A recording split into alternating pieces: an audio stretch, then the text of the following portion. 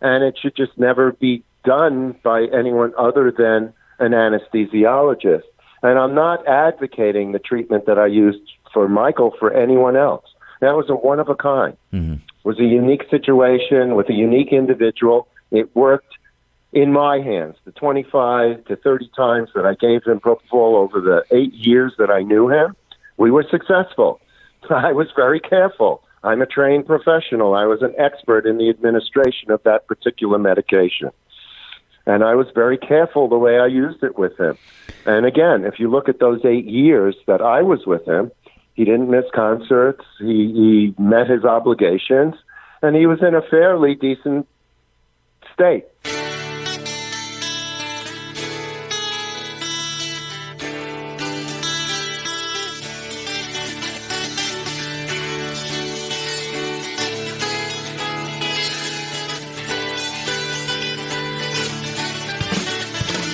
Welcome to the Better Each Day podcast radio show with Bruce Hilliard. Today and every day, reaching out for innovative ideas in every way. Today's show is brought to you by your future. It comes with a lifetime guarantee. Make a better each day now, baby. Better in every way. Maybe the Pink Floyd Dark Side of the Moon tour wouldn't have been the miraculous success it was. Maybe the remarkable 60s and 70s tours of Humble Pie, Peter Frampton, the J. Giles Band, Emerson Lake and Palmer, and Three Dog Night, not to mention T-Rex, would have not been the shows people still talk about. Then there's the different outcome of Michael Jackson's untimely death that may have been avoided had he remained under the close scrutiny and expert advice of our guest, Dr. Neil Ratner. I'm in Woodstock, New York. Woodstock, home of the famous rock festival that was never in Woodstock. It was in Bethel, which is about 60 miles from here. Yeah, the good thing is, though, the town has greatly benefited from that festival, whether it was here or not. You know, we're a music town anyway, and, people still come here looking for the site. Yeah, I have a friend that lives on the Isle of Wight, and they had a rock festival there, and he said a lot of people just came and stayed there, not just, took some acid and stayed there mentally, but they actually moved there and retired there. I think in terms of, Woodstock, it was kind of the other way around. This was an area that it's like the longest continuous colony of the arts, and then you had all of those 60 Bob Dylan, Albert Grossman's, crew that came up here. And so I think that actually stimulated the idea for the festival. Where were you born? I was actually born in Brooklyn, New York. My roommate in college was from New York. He talked just like you. His name was Vinny Nigro, and I always called him Vinny Ramone because I had just opened for the Ramones. And he was an Italian-looking guy. He looked like he belonged in the Ramones, so everybody kind of knew him as Ramone in college. One of those things where you get out of college and everybody had a nickname and you never knew who anybody's name was, kind of a deal. But yeah, right. I hear that. Your story is as unique as they come.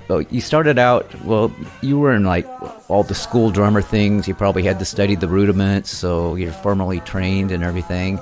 And the next logical thing is to play in a rock and roll band. Yeah, totally. That's definitely the way I came up. I like to tell people I was born with rhythms in my head. I had to get them out somehow. And much to my parents' dismay, it was usually silverware on the table or banging on my knees or, some ridiculous way of playing rhythms. But yeah, I went through the school bands and the school orchestra, and I took some drum lessons and I was a child of the 60s. I'm 69. I'll be 70 this summer. So I grew up right in that ripe time. Yeah. And, of course, Beatles on Ed Sullivan, British Invasion. We all wanted to be rock stars, right? Absolutely. It was just the only thing to be. I was astronaut and rock star. And NFL football looked pretty cool. But they had what should I say, pygmy league for football, I could be on that. But yeah, so no, the Pop Warner League. That's what it was. For kids, right? Yeah, so I would have been 22 years old on the Pop Warner League. Oh yeah, a little old for that.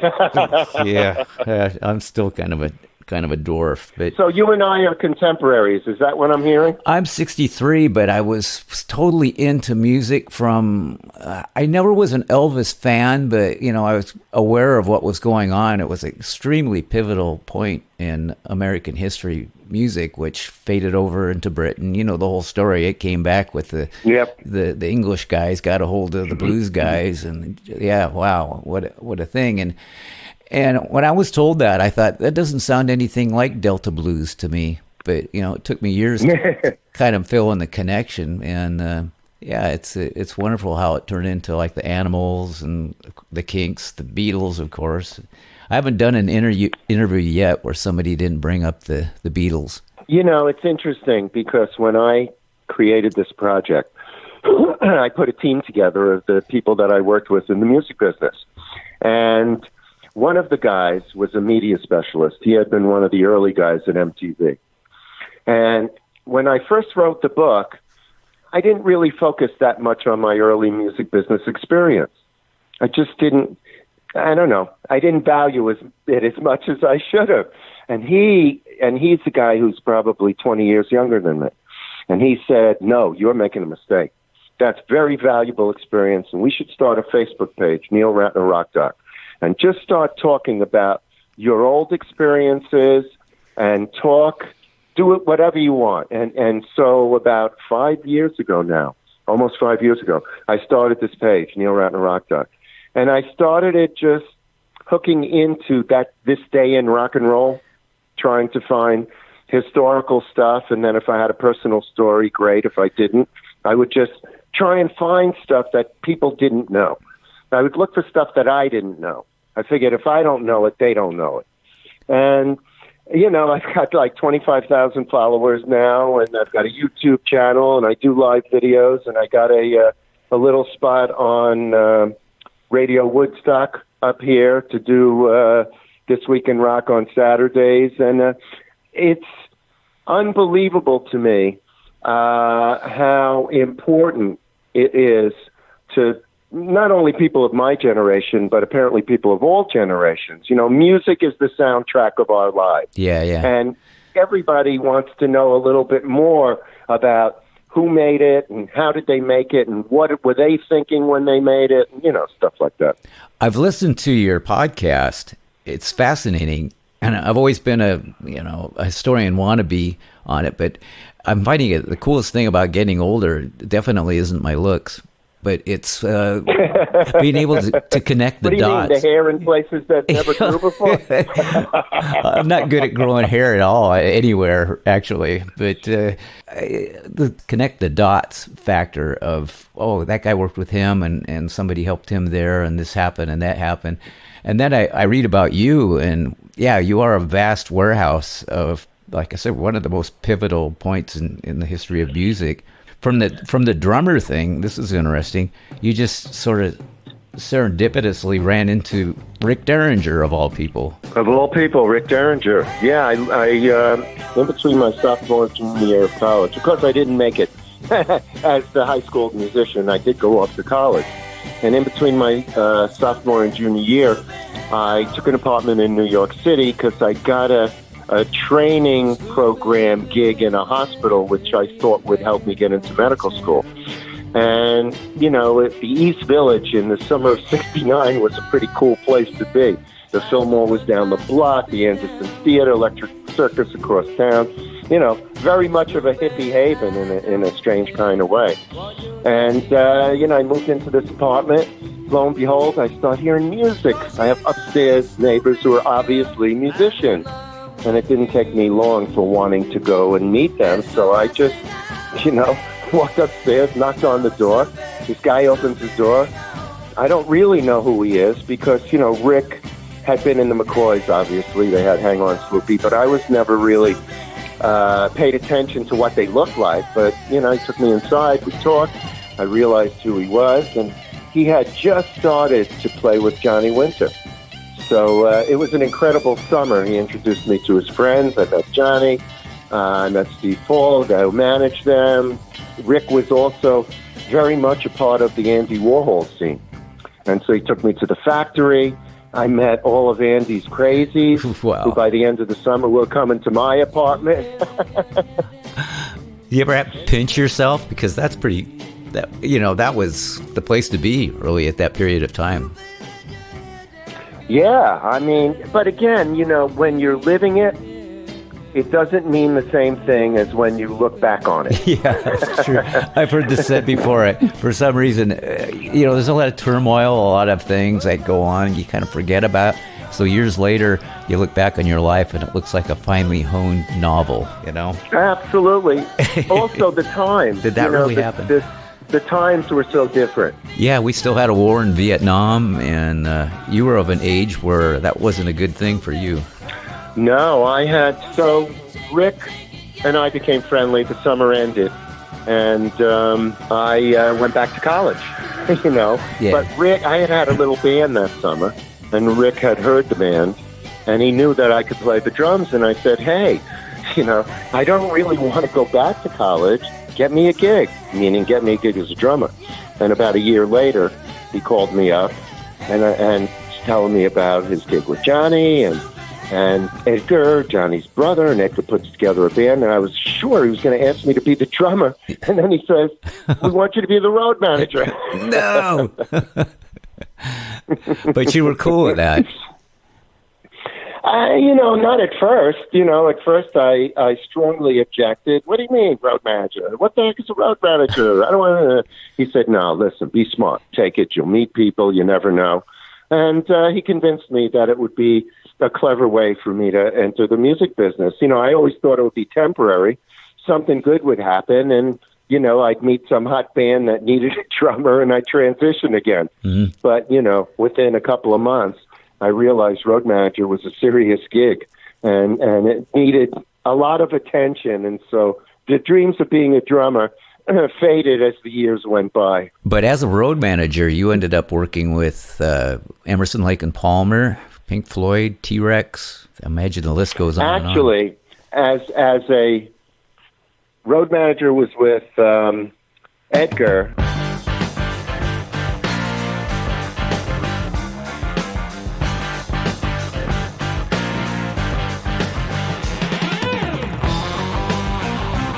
And then the next thing, I was an assistant manager to a guy named D. Anthony. I left Edgar after about a year, and I went to work for a guy named D. Anthony. He was looking for an assistant. He was a real major player back in the day. He managed ELP in America, Humble Pie, Jay Giles, Peter Frampton, and wow. He taught me management. He taught me a ton about the business. He introduced me to his friends like Bill Graham and Frank Barcelona from Premier Talent. And I ostensibly went on tour with his groups to do box office because, as you know, Bruce, back in the day, groups actually collected cash. Yeah.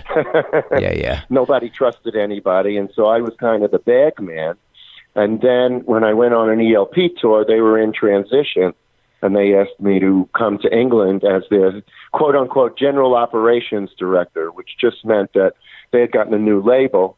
They hired a guy to run the label. They had their overall manager, and I would run all of their live whatever. And so I moved to London, and I did some tours with them. And then I had this concept, this idea. I noticed that all these big groups were using multiple companies, sound, lighting, trucking, and it got very confusing, particularly in the day before cell phones and computers. And I thought, like a circus, why not everything under one roof? Why not one company that provides all of these services? And I decided that I would create that company. The serendipitous thing that happened there was when I moved to London. Shortly after I was living there a couple of months, and I get a surprise phone call from an old girlfriend from the University of Vermont. She had moved to London because she married a guy named Peter Watts. And Peter Watts happened to be the chief sound technician for the Pink Floyd. Yeah. So, of course, we got together, and Peter and I became really friendly. And, you know, I still needed some pieces to fit together in order to create this company that I wanted to create. You know, I wasn't a technical guy. You know, I was an organizational guy. And so I still needed the technical sound and lighting people. He had some very good friends who had probably the hottest sound and lighting company in London. And they were splitting apart. And the guy who was going to keep all the equipment was looking for somebody. He said, I'm going to introduce you. This is the guy you need, and you guys should form this company. And sure enough, we did. We did a few little things for like the Bee Gees Genesis. And then I went back to Emerson Lake and Palmer, and I did a huge tour for them. And then I got the most surprising phone call, you know, of all, when Peter called and said, you know, we've been recording this Dark Side of the Moon album. We tried to go out and tour it a little bit, but I want to do quadraphonic sound. The sound's wrong. The lighting's wrong. I've already talked to Steve O'Rourke, Floyd's manager. We've never used an outside company, but he's agreed that you're coming with us. And Circus Talents Limited, that was the name of my company, appropriately, is going to be, you know, a part of this tour. And sure enough, you know, I met with Steve O'Rourke. We worked out a deal. And my company did the Dark Side of the Moon tour. You were a pioneer. You say you weren't technically oriented. Well, you found some great people because a lot of this stuff had never been done before. I think the artists just come up, hey, here's what we want to do. You know, we're going to fly to Mars and come back and just figure out a way to do it. Absolutely, that's the way it was. And you had crazy people like Peter and their lighting designer, Arthur Max, who would stop at nothing to make that happen. You know, and used all kinds of innovative new techniques, lasers when nobody knew what a laser was. Mm-hmm. You know, yeah. So definitely, that was it was like that in those days. And you know, the tour was so successful from a production point of view. And of course, after Dark Side of the Moon, Pink Floyd took a break, and Steve O'Rourke gave Peter permission to continue with me with this huge setup that we had. And we went on and did T-Rex. We went on and did Three Dog Night.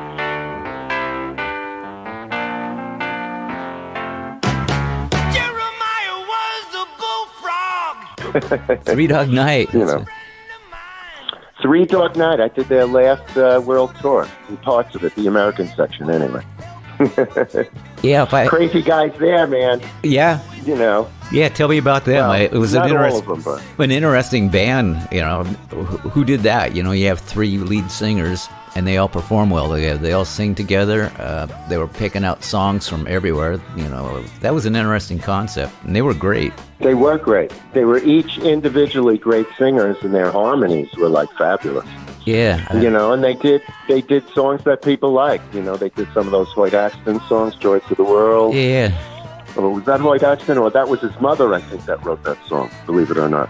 Oh, I always thought it was him. Or maybe it was him. Yeah, I don't know. Jeremiah was a bullfrog. Yeah, right? I'll Google that after this. He was in a movie with what were the Gremlins. I think he was in that movie. That's right. That's right. That's right. He was in that movie, which is a crazy little movie too.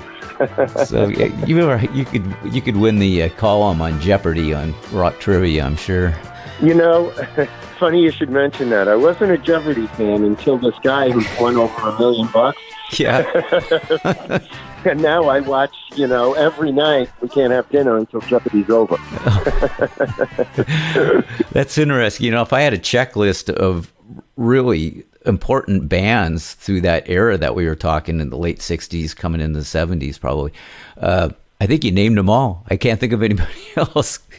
And well, you know, it was such a great concept, and I was really there at a wonderful time. You know, it was really the birth of the rock and roll business back in those days. Yeah, and it was fabulous. You know, probably not so fabulous as I was living it, because you know, as you're living these things, and you know, as I like to tell people, you know, people talk about, oh, Dark Side of the Moon tour. That must have been an amazing tour to be on. Yeah, it was.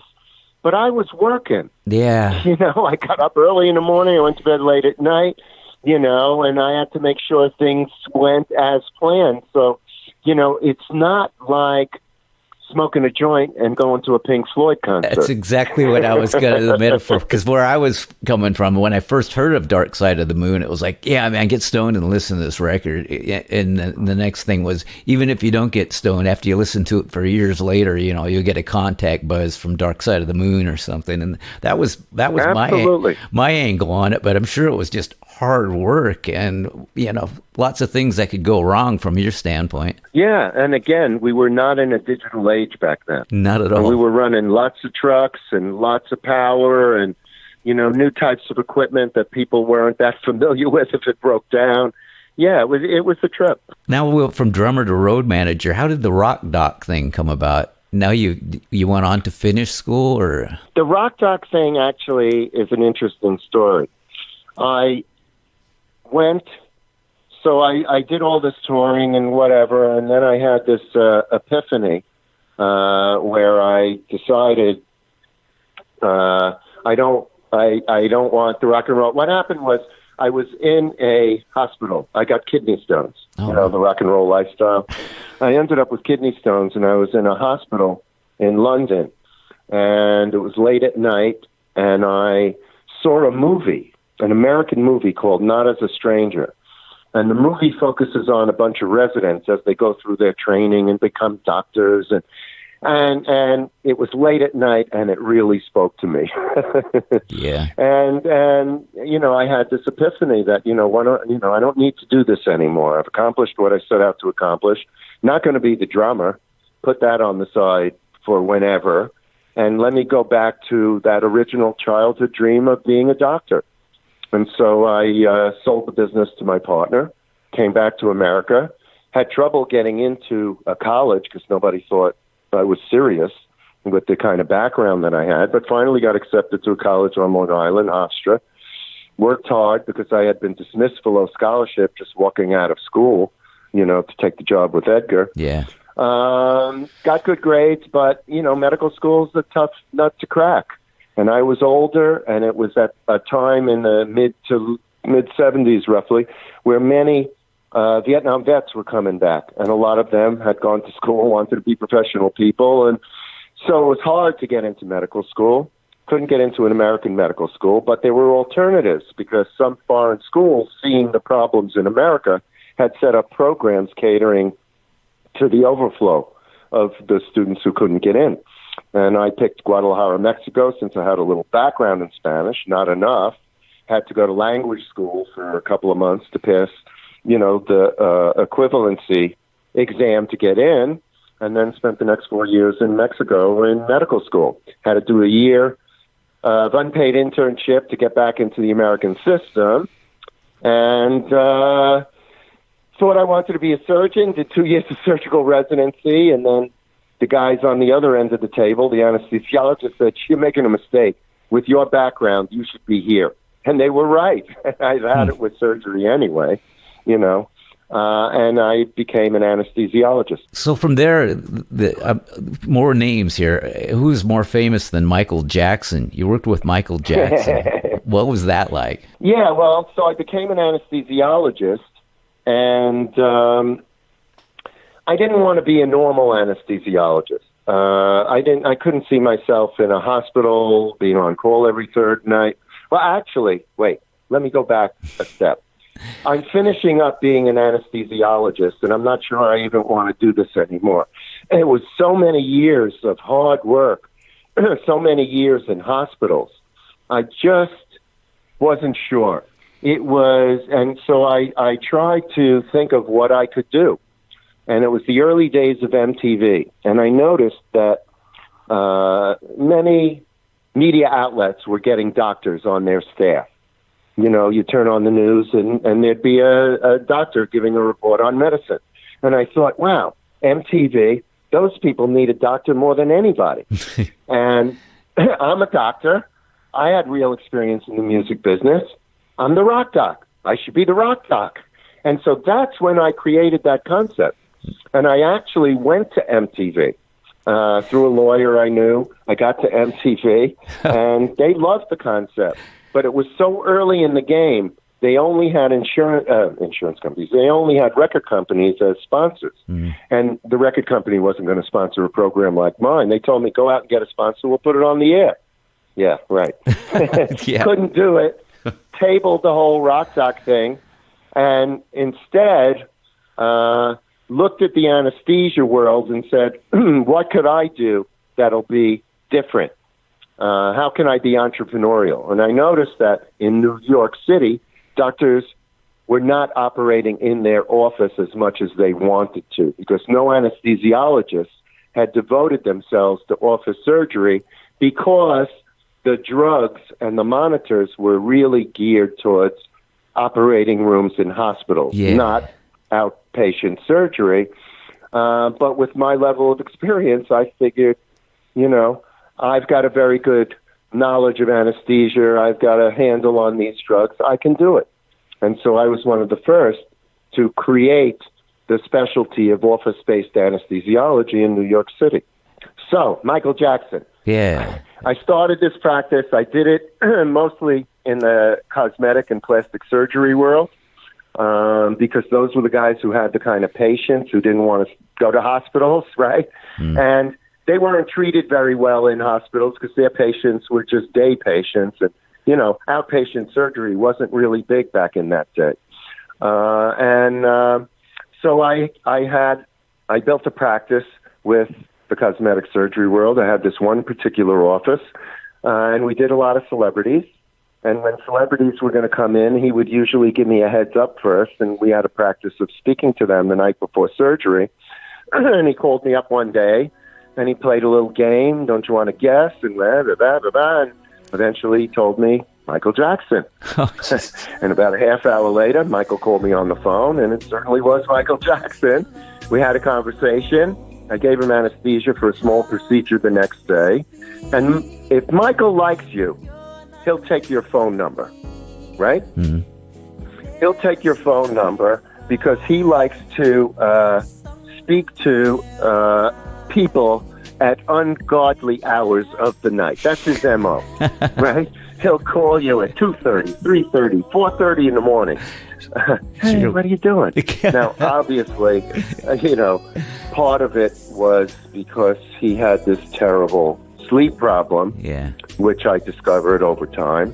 But after the procedure, over the course of the next year, we became quite friendly with late-night phone conversations. So he trusted you as a friend, it sounds like. Well, I was so different than any doctor he had ever encountered. I was a real music guy. We could talk music. Talk music, talk medicine. That was very unusual. And Michael got off on it. And, we were able to really develop this great friendship over the telephone. That and you're not freaking out because he's Michael Jackson. You've worked in the business. You've met a lot of people. And it sounds like that'd be refreshing for him. It was not only refreshing for him, but I was able to build a good practice because of that fact, because I had been around celebrity. And, don't forget the plastic surgery world is very celebrity-driven as well. Yeah. You're as famous as the celebrities that you do surgery on, really. And so they liked the surgeons liked the fact that I didn't get impressed, that I could treat everybody the same. Having been around celebrity, I understood that it's very easy to get caught up in the magic, so to speak. Yeah. And when you get caught up in the magic, you start doing things you shouldn't do. That was my question. And you start acting stupid. Rather than doing what you've done, that's routine, that works. I think, this is my theory, some doctors get caught up in the high-profile thing and blow it. No question about it, and particularly in anesthesiology, whether it's a homeless guy on the street, a celebrity, or your wife, you better do everything exactly the same. Do not vary your routine. Do not change anything. Because when you start to change and make exceptions, bad things can happen. Yeah. And so again, I was uniquely kind of qualified to do office anesthesia because I could deal with the kind of patients that would come into the office. That is so interesting. Yeah, you wouldn't think it would work that way, but Propofol, Was that a new drug during this period of time, and how did that come into play? Yeah, so I told you the story that I started, was one of the first to do this new specialty of office-based anesthesia. Yeah. And I mentioned the fact that the drugs were bad. Well, within a few years of when I started my practice, now, I knew I was riding the fence, so to speak. So I was always looking for new monitors, new drugs, anything that could make my life simpler and safer and the patient's life safer. And I started to read about Propofol in the mid-'80s because it had been discovered and it was used first in Europe. And of course, I read all the anesthesia journals and whatnot. And when I read about the drug, I realized that this would be a miracle drug for anesthesiologists, particularly for office-based anesthesiologists. The drug that we would use, the gold standard, the drug that was used prior to Propofol to put patients to sleep, was a drug called sodium pentothal. Mm. And sodium pentothal was a very difficult drug to control, very depressing to respiration, to blood pressure, and worst of all, for office surgery, it left patients nauseous. And you can't send a vomiting patient, a nauseous patient, out in the street. Don't forget, office surgery, they got to go home, that day, an hour later. And so using sodium pentothal and some of the other drugs that we had made it very difficult. When I saw Propofol, I knew that's going to be the drug. As soon as it became available in America, I was one of the first, I believe, to use it, particularly in office practice. I introduced some of the surgeons that I worked with to Propofol because they weren't even aware of it yet. And I became an expert in its usage. And I had used Propofol on every patient, literally thousands of patients, over the course of the 8-year period that it was, more or less, between when I started using Propofol and Michael came to the office. I became friendly, as I said, with Michael, right? Mm. And I started to see him more the beginning of 95. I told you we had all these late-night phone calls, whatever, saw him occasionally. But then the beginning of, actually towards the middle end of 1995, he started to show up more in New York because he was going to do a 2-concert show at the Beacon Theater, which was going to be taped by HBO. And so he was in New York now. And he would show up at the office periodically for this or that. Nothing major, just this or that. And we were talking frequently, and I could see he was not doing well. He looked drawn. He was very skinny to begin with. He looked even worse. His color was terrible, dehydrated. But, what's what it was. And then on Thanksgiving Day, 1995, I was having Thanksgiving dinner with my parents at my apartment in the city. Phone rang. Michael's on the phone. Before too long, he's hysterical crying. Help me. I can't take it anymore. Oh, man. They're working me too hard. Talk to my other doctors, please be my doctor, help me. And I was sort of flabbergasted. It was like, yeah, what am I supposed to do? You got all these other doctors, why are you calling on me? Yeah. But, he felt comfortable with me. And I'll tell you a strange thing, because people will think, well, you're an anesthesiologist. How could you be his doctor? I mean, it doesn't seem to make sense. Anesthesiology is a very interesting specialty in that we don't treat disease. We facilitate what a surgeon does. Having said that, people with every kind of disease walk through an operating room. And so you have to be expert at every disease. Know medications, know pathophysiology, know how anesthesia is going to affect a diabetic, a hypertensive, et cetera, et cetera, et cetera.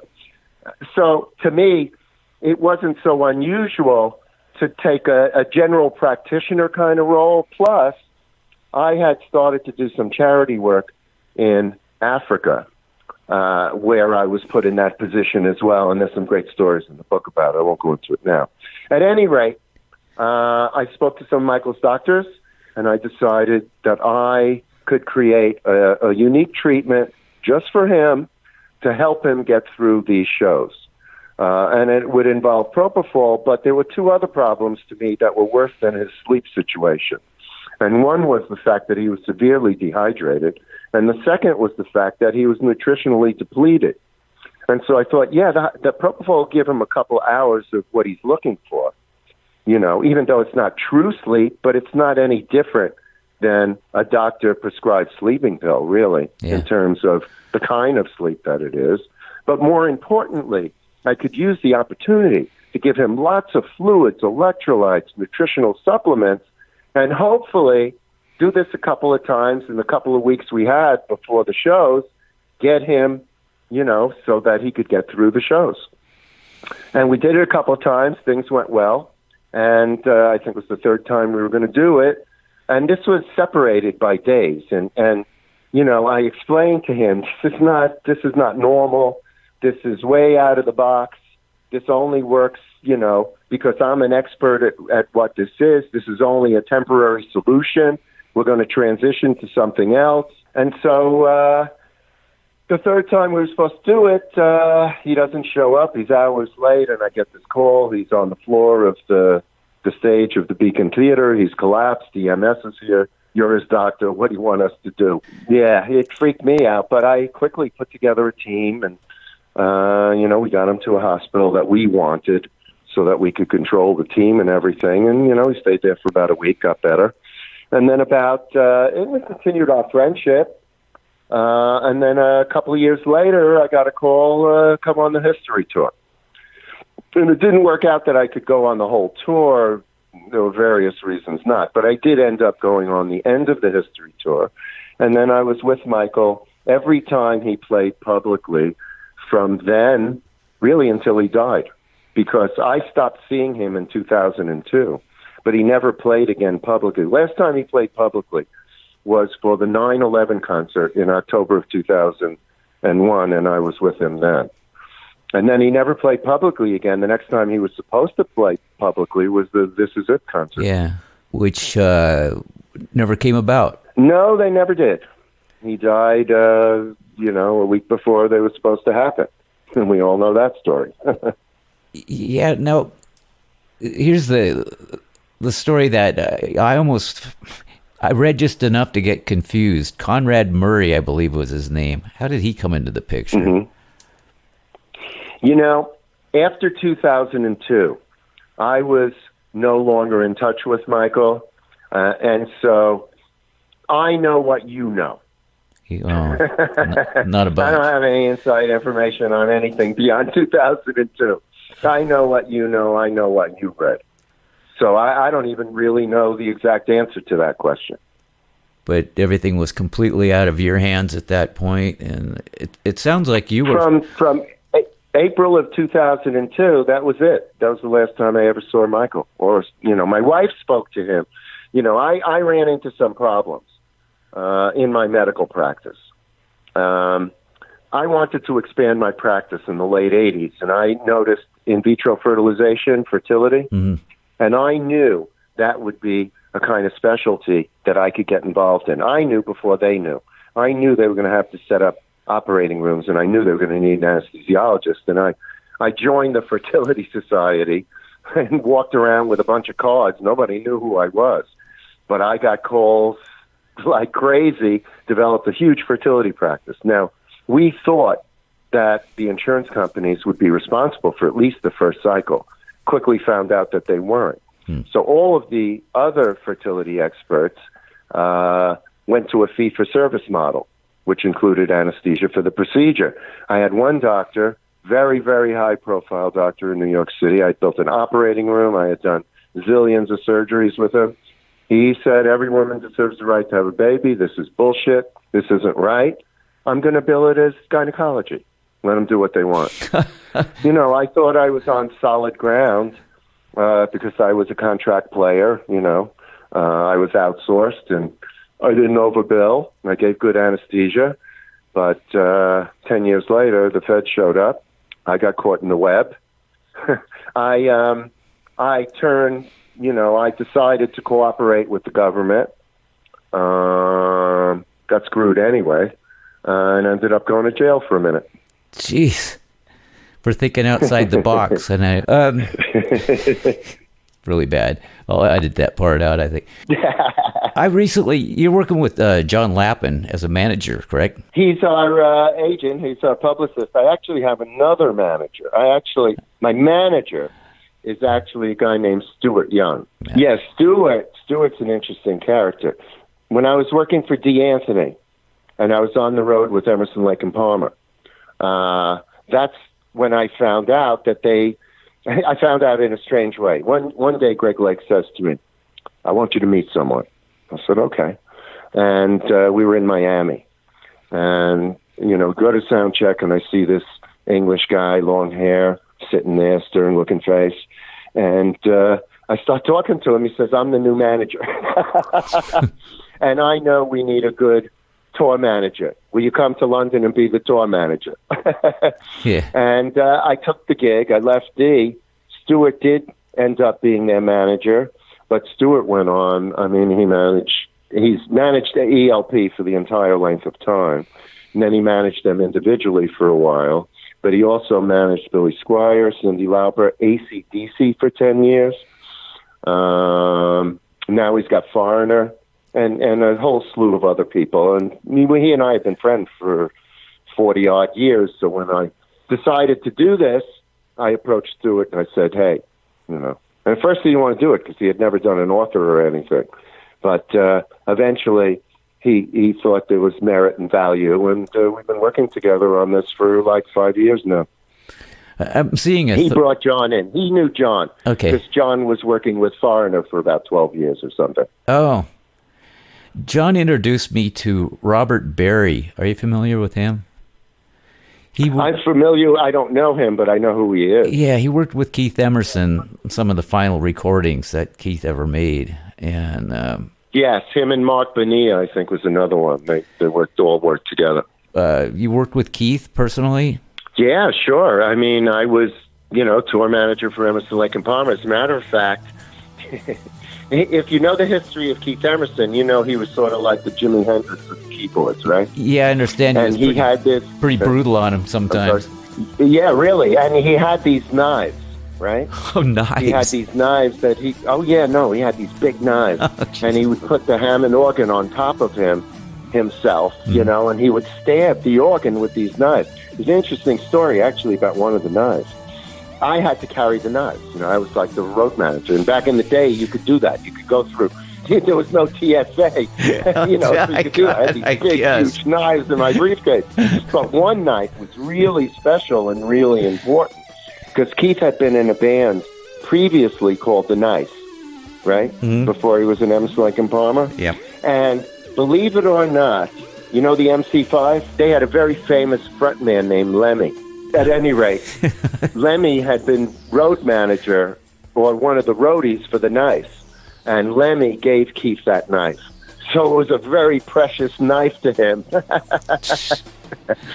But Keith and I became close. We did. And even after, when I was in my training to be a doctor, we kept in contact.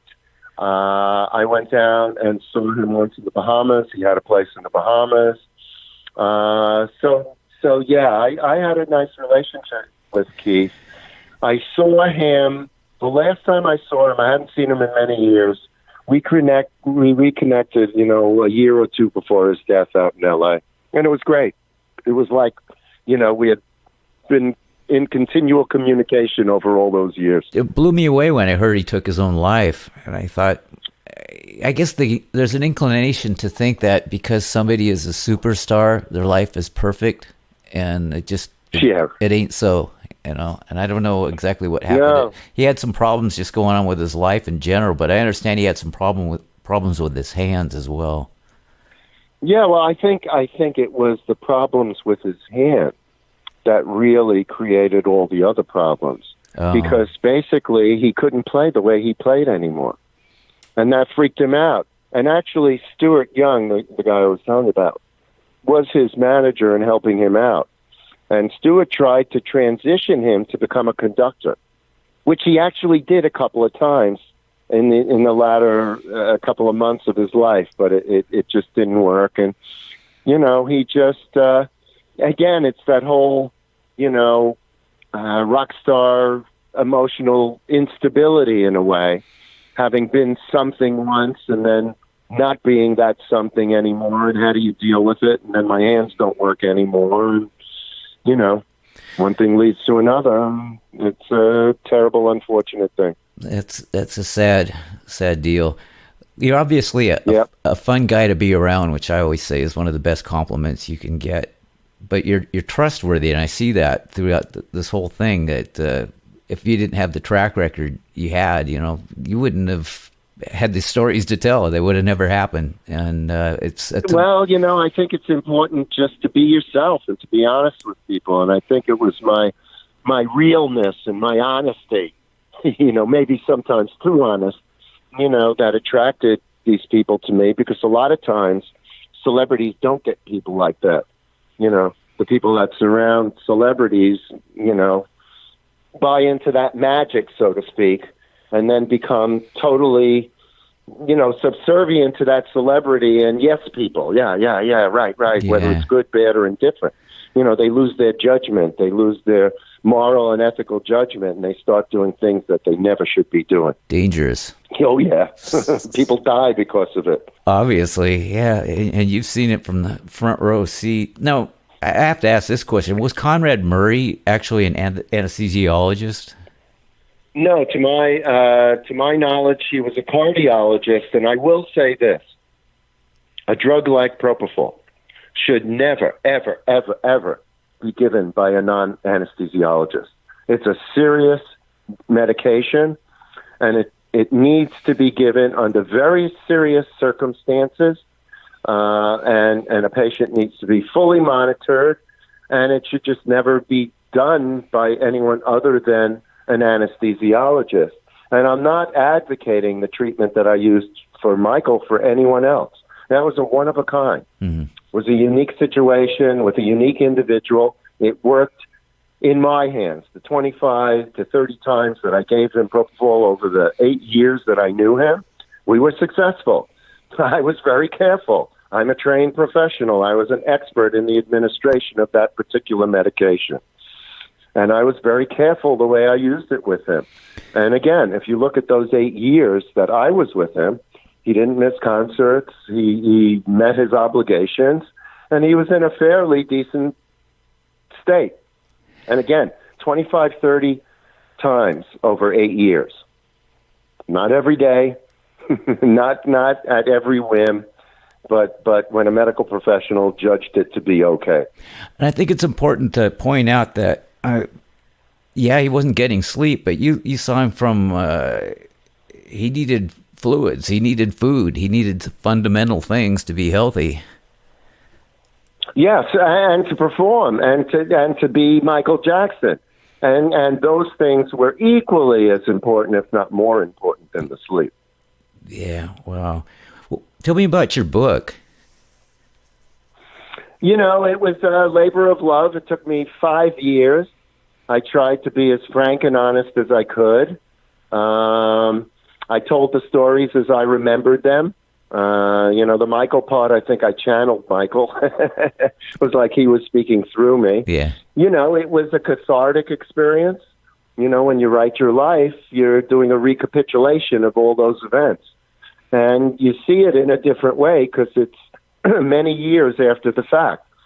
So in many ways, it was difficult. It was incredibly rewarding. It was nice to get all those things on paper, and now, it's kind of my calling card, so to speak, because I would like to go out and be a public speaker. I think I have a lot of good lessons to tell people about. Absolutely. Certainly have a lot of good stories to talk about. Yeah. Yeah, I could take your entire day up, but I won't do that. What is the title of the book? Yeah, the name of the book is Rock Doc, and it's a self-published book, so it's not yet available in bookstores, but it's available in all formats on Amazon. And let me say this, there's a lot of dialogue in the book, and I did all the accents. So you might get a kick out of the audio book. No way. And it's also... I was going to ask, I hope you narrated it, and you did, so okay. I'm going to check that out. I did everything. I was the narrator, and I was every person in the book. And you do different accents. That's good. And I do accents. I worked with somebody, who was a professional, but you'll get a kick out of it. People will get a kick out of it. Oh, count me in. It sounds crazy. Great. Yeah. And it's also available, though, on my website, Neil, N-E-I-L, Ratner, R-A-T-N-E-R, rockdoc, ROCKDOC.com. If you buy the book off my website, I will autograph it any way you like. I'm there. You can't autograph the audio one, so I'll buy the book, too. How about that? All right, I appreciate that, man. All right, Neil, I'm going to let you go and run and do whatever you're doing today, but I really appreciate your time. Well, it's been my pleasure, Bruce, and hopefully one day I'll get up to Seattle and we'll meet in person. Oh, please or do. Or you'll get down to Woodstock. You never know. Sounds good. I need to do that, too. Well, I'm here. You know my number. I've got your number. All right, Bruce. Thanks a lot. Thanks. Bye.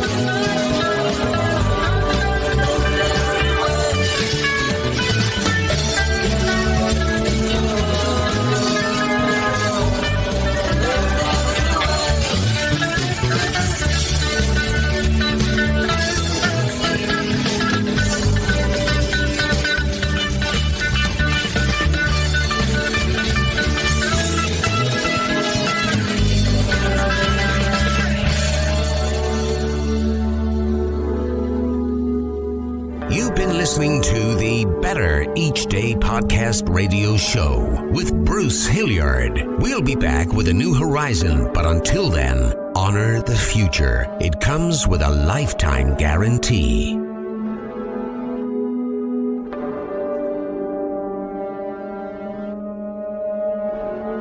And we're all just trying to make the next day a bit better.